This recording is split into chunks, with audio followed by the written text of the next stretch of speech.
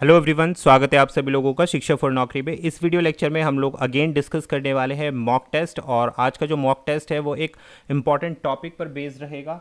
जो practice set number आपका 15 है उससे रिलेट करता है। ये कुछ मॉक टेस्ट नंबर जो है 15 है, रिमेनिंग जो है 14 सेट्स हम डिस्कस कर चुके हैं। जाकर आप टेलीग्राम पर चेक कर सकते हैं, लिंक नीचे दिया गया है। और आज का जो वीडियो है ये पेपर 1 और पेपर 2 दोनों के लिए है। यूटेट पेपर 1 एंड पेपर 2 दोनों के लिए टॉपिक हम कवर अप करेंगे। सीडीपी का जो टॉपिक है अधिगम यानी कि लर्निंग से रिलेटेड आज हम वीडियोस लेके आए हैं। इससे रिलेटेड सारे क्वेश्चन आज हम डिस्कस करने वाले हैं यूटेट 2022 को। बहुत ही इंपॉर्टेंट वीडियो है, बिल्कुल भी मत करना, क्योंकि इसमें मैं आपको काफ़ी सारे एक्सप्लेनेशन देने वाला हूँ और बहुत ही इंटरेस्टिंग वे में हम क्वेश्चंस को कवर अप करने वाले हैं। स्टार्ट करते हैं क्वेश्चन नंबर 1 से। हिंदी इंग्लिश दोनों में रहेंगे, पेपर 1 एंड पेपर 2 दोनों के लिए रहेगी ये वीडियो लेक्चर। तो क्वेश्चन नंबर 1 है हमारे पास, which of the following statement is best defined meaningful learning. तो देखो, अधिगम से रिलेटेड सारे क्वेश्चंस को आज हम सॉल्व करने की कोशिश करेंगे कि इनमें से कौन सा स्टेटमेंट जो है मीनिंगफुल लर्निंग को बताता है। Learning is limited to remembering facts given in the textbooks. Learning is an active process that takes into account the information children outside the school. Learning is measurable by use of standardized paper pencil test only. In the process of learning, a student should receive information from the teacher only. तो आपको बताना है अधिगम के संबंध में निम्न में से कौन सा बेस्ट डिफाइन करता है, कि कौन सा सार्थक अधिगम को सर्वोत्तम रूप से डिफाइन करता है। तो देखो, राइट आंसर है ऑप्शन नंबर बी। अधिगम एक सक्रिय प्रक्रिया है जो बच्चों द्वारा स्कूल से बाहर सीखी गई जानकारी को ध्यान में रखती है। ठीक है, तो option B is the right answer. क्या कहने का मतलब है कि भाई देखो, लर्निंग एक एक्टिव प्रोसेस होता है।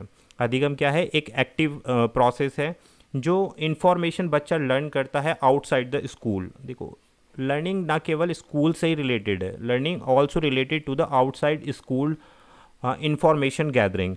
मीन्स शॉर्ट में अगर हम समझें कि जो मीनिंगफुल लर्निंग है उसका मतलब होता है कि अंडरस्टैंडिंग, कि जो भी आप लर्न कर रहे हैं उससे आपकी कितनी अंडरस्टैंडिंग बन रही है, यानी कि कितना आपने उस चीज़ से समझा, क्लियरली डिफाइन करती है आपकी लर्निंग को। लर्निंग का मतलब ये नहीं है कि आप किसी भी चीज़ को रट लें, रोट मेमोराइजेशन कर लें, ठीक है, या फिर मेमोरी कॉन्सेप्ट्स रोट मेमोराइजेशन में आप क्या करेंगे भाई? रोट मेमोराइजेशन में सिंपली आप मेमोराइज करेंगे, जो कॉन्सेप्ट है उसको अपनी मेमोरी में फीड करने की कोशिश करेंगे, तो उसे हम लर्निंग नहीं कहते हैं। बात को ध्यान देना, मैं यहाँ पर काफ़ी इंपॉर्टेंट चीज़ बता रहा हूँ कि रोट मेमोराइजेशन में क्या होता है कि आप चीज़ों को मेमोराइज करने की कोशिश करते हैं, समझने की कोशिश नहीं करते हैं। और इस प्रकार की लर्निंग क्या होती है? बिल्कुल शॉर्ट टाइम पीरियड के लिए होती है। अगर मैं बात करूँ एक अच्छे अधिगम की, जो एक्टिव प्रक्रिया में इन्वॉल्व होते हैं, तो उसमें क्या होता है कि उसकी जो द्वारा ली गई इन्फॉर्मेशन होती है वो लॉन्ग लास्टिंग होती है, लंबे समय अंतराल तक चलने वाली जानकारी क्या कहलाती है? लर्निंग कहती है, जिसमें बच्चे एक्टिवली पार्टिसिपेट करते हैं और इससे बच्चों की लर्निंग एक्टिवली होती है। लर्निंग बाय डूइंग इसका एक बहुत अच्छा एग्जाम्पल है, लर्निंग बाय डूइंग। अब लर्निंग बाय डूइंग में क्या होता है कि बच्चों ने जो सीखा है, जो सुना है, जो समझा है, सीखा है, उसको इम्प्लीमेंट कर रहे हैं। तो इससे क्या है, लर्निंग लंबे समय अंतराल तक के लिए होती है और इस लर्निंग का उपयोग हम आने वाली नेक्स्ट नॉलेज के साथ में लिंक कर सकते हैं। तो ये हुई बात लर्निंग की। नेक्स्ट बढ़ते हैं क्वेश्चन नंबर 2 के साथ। Dash is the first teacher of the child. CDP के ये क्वेश्चन है और पेपर 1 पेपर 2 दोनों लेवल के लिए मैंने इंक्लूड किए हैं कि सबसे पहला अध्यापक कौन होता है बच्चे का? टीचर, ट्यूटर, फ्रेंड्स या फिर मदर। बहुत आसान सा क्वेश्चन है लेकिन कई बार गलत कर देते हैं स्टूडेंट। शिक्षक है, निजी शिक्षक है, दोस्त है या फिर माँ है। तो बच्चे का सबसे पहला शिक्षक होता है ऑप्शन नंबर डी, मदर होती है भाई। मदर ही क्या करती है? सारी चीज़ों को नर्चर करती है बच्चे की, चाइल्ड की, हर एक पॉसिबल तरीके से। बात क्लियर हो गई। और उसके बाद अगर हम सेकंड टीचर देखें अगर बच्चे का, तो वो होती है उसकी फैमिली। फैमिली क्या है? बेसिकली फैमिली जो है स्कूल है बच्चे का, पहला स्कूल जो है वो फैमिली होती है। और फर्स्ट टीचर जो होता है वो मदर होती है। मदर बच्चे की सारी चीज़ों की टेक केयर करती है, from the birth to adolescence और टू एडल्टहुड। भाई आगे तक भी माँ हर चीज़ का ध्यान रखती है, तो ये फर्स्ट टीचर है हमारी। तो option number D is the right answer. Next question आता है third. In order to facilitate meaningful learning, which of the following element is processing information is helpful? Decontextualization, elaboration, stimulus response conditioning, rote memorization। Hindi में देख लो, अर्थपूर्ण अधिगम को सुसाध्य करने हेतु सूचना प्रसंग्रहण में निम्नलिखित में से कौन सा तत्व सहायक होता है?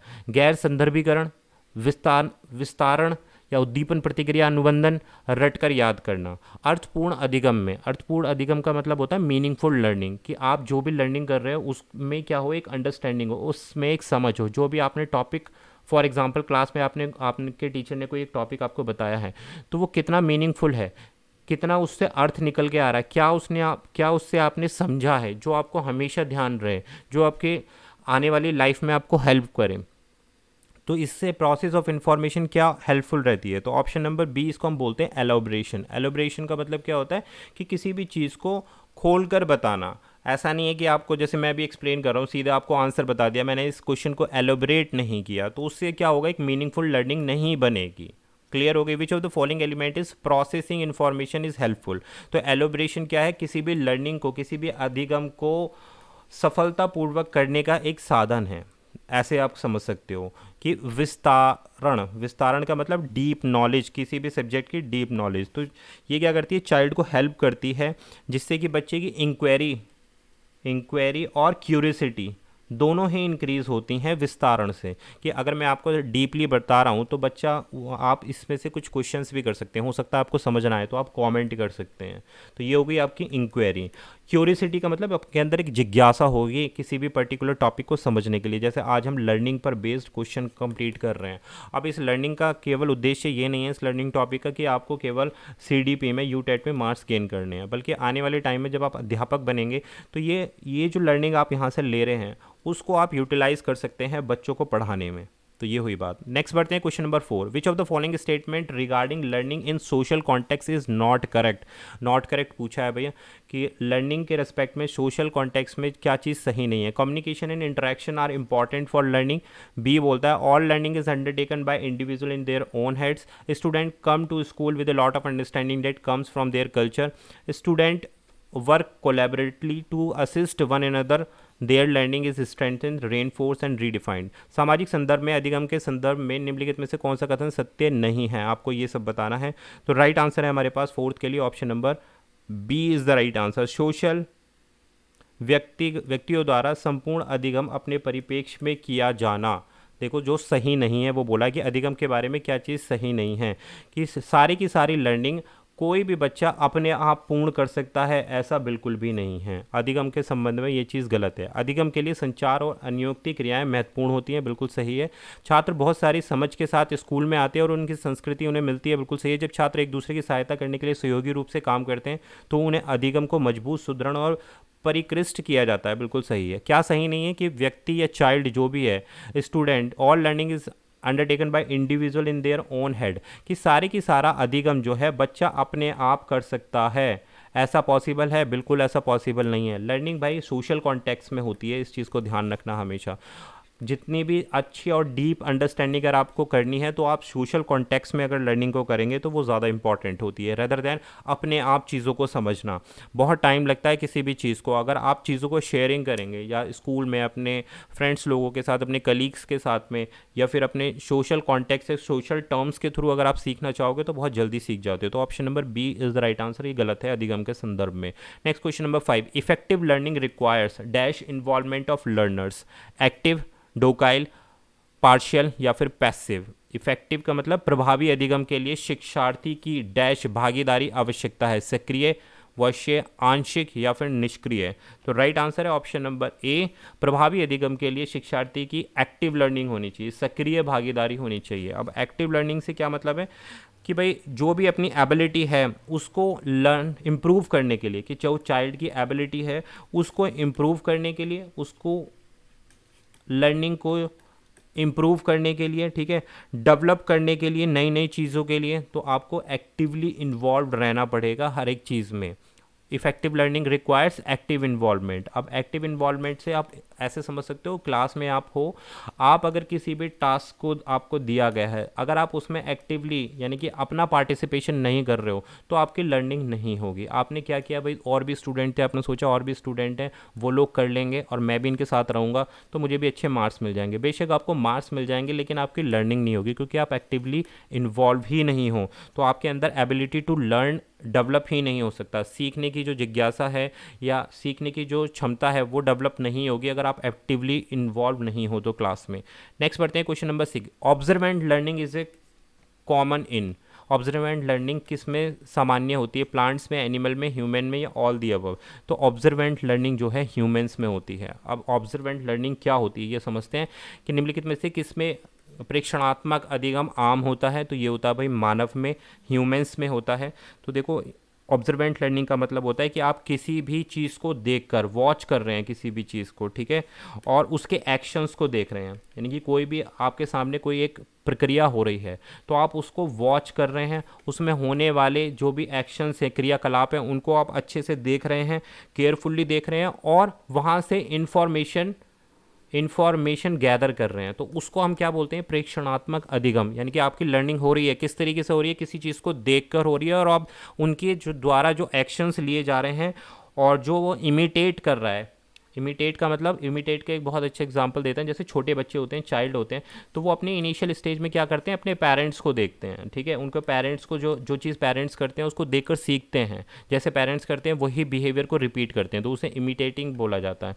तो भाई प्रेक्षणात्मक अधिगम जो बिहेवियर है वो मानव में देखा जाता है। ओके, पशुओं में भी देखा जाता है, जैसे डॉग्स हो गए, तो डॉग्स कई बार क्या करते हैं, इमिटेट करते हैं, मंकीज़ हो गए वो भी इमिटेट करते हैं, कैट्स हो गई वो भी इमिटेट्स करती हैं। तो कुछ है एनिमल्स, लेकिन मैक्सिमम लर्निंग के रिस्पेक्ट में अगर हम बात करें तो वो है ह्यूमंस। नेक्स्ट बढ़ेंगे क्वेश्चन नंबर 7 के साथ में, in order to promote permanent learning in the children what shall be helpful, cramming, rote learning, watch videos या लर्निंग बाय डूइंग। यहाँ पर तो आप आंसर कर सकते हो इजीली। क्वेश्चन नंबर 7 बोलते हैं बच्चों में स्थायी शिक्षा को बढ़ावा देने के लिए क्या सहायक होगा, कंठस्थ करना, किसी भी चीज़ को याद करना, रटना, वीडियो देखना या करके सीखना।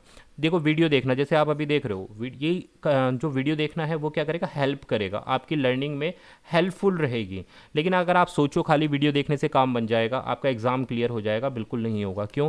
क्योंकि वीडियो देखने के बाद आप, आज मैंने आपको क्या क्या टॉपिक पढ़ाया, मैंने आपको लर्निंग पढ़ाया, अगर आपने इसके नोट्स प्रिपेयर करेंगे, मेरे साथ में मिलकर कुछ इंपॉर्टेंट पॉइंट्स नोट डाउन करेंगे और फिर उसको रिवाइज करेंगे, तो आप क्या कर रहे हो, करके सीख रहे हो, यानी कि आपने देखा और उसको फिर इंप्लीमेंट किया। तो इसलिए ऑप्शन नंबर डी, करके सीखना, लर्निंग बाय डूइंग, ये सबसे अच्छा तरीका होता है किसी भी चीज़ को समझने के लिए। खाली देखने देखने मात्र से चीज़ें नहीं हो जाती, जब तक आप उसको इम्प्लीमेंट नहीं करोगे अपनी लाइफ में या अपने द्वारा करके नहीं देखोगे, तो आपको प्रैक्टिस करनी होती है। इन क्वेश्चंस के साथ साथ आपको जो इंपॉर्टेंट टॉपिक मैं यहाँ पर बता रहा हूँ उसको आप रीड आउट करोगे, है ना, और मेरे द्वारा पढ़ाई गई चीज़ों को समझोगे, तभी आप चीज़ों को आगे सक्सेसफुल कर सकते हो, अदरवाइज बेकार है सारी चीज़ें।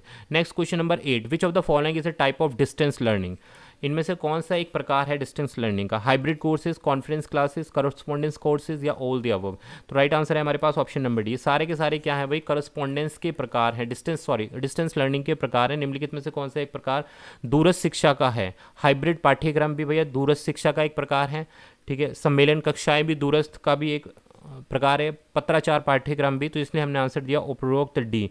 तो देखो 4 प्रकार के हो सकती हैं, पहले क्या है, ऑनलाइन कोर्सेज, इसमें इंक्लूड हो जाता है ऑनलाइन कोर्सेज भी टाइप ऑफ डिस्टेंस एजुकेशन है। दूसरा हाइब्रिड कोर्सेज, तीसरा कॉन्फ्रेंस क्लासेस जो होती हैं, और चौथा करस्पॉन्डेंस कोर्सेज। तो ये क्या है, टाइप्स ऑफ डिस्टेंस कोर्सेज, दूरस्थ माध्यम। और दूरस्थ माध्यम क्या होता है भाई, जिसमें बच्चा अपने घर पर अपने स्थान पर बैठकर शिक्षा को ग्रहण करता है, वो स्कूल्स में नहीं जाता, सारा स्टडी मटेरियल जो है बच्चे के घर पर पहुंच जाता है। जैसे लास्ट हम देख रहे हैं करस्पॉन्डेंस कोर्सेज, करस्पॉन्डेंस पत्राचार पाठ्यक्रम का मतलब क्या है कि सारा का सारा सिलेबस जो है बच्चे के घर पर पहुंच जाएगा। हो सकता है कि बच्चा ऐसे इलाकों में रहता हो जहां पर स्कूल की फैसिलिटी नहीं है, तो उस बच्चे को भी अधिकार है कि वो एजुकेशन ले सके, इसलिए गवर्नमेंट ने डिस्टेंस एजुकेशन को इम्प्लीमेंट किया था कि जहां पर सुविधाएं नहीं हैं स्कूल्स की और जो बच्चे बिल्कुल रिमोट एरियाज़ में रहते हैं तो वो अपने स्टडी को कंटिन्यू कर सकें with the help of distance education. तो option number D is the right answer. Next question number 9, which of the following does not result in effective learning, निम्नलिखित में कौन सा प्रभावी अधिगम का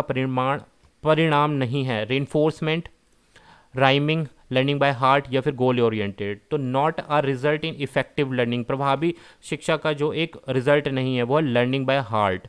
लर्निंग बाय हार्ट क्या है, जैसे रोट मेमोराइजेशन की मन लगाकर याद करना किसी भी चीज़ को, लर्न बाय हार्ट का केवल आप क्या कर रहे हो, रट्टाफिकेशन मार रहे हो, लेकिन उन लाइंस का जो मीनिंग है, एक्चुअल मीनिंग है, वो आप नहीं समझ रहे हो। तो लर्निंग बाय हार्ट क्या है, एक इफेक्टिव लर्निंग का एक पार्ट नहीं है, एक रिजल्ट नहीं है। एक प्रभावी अधिगम के लिए आपको क्या क्या करना है, एक प्रभावी अधिगम के लिए आपको अंडरस्टैंडिंग बिल्ड करनी है, कॉन्सेप्ट्स को समझना है, ठीक है, कॉन्सेप्ट को समझना है, डीप लर्निंग पर फोकस करना है, ठीक है।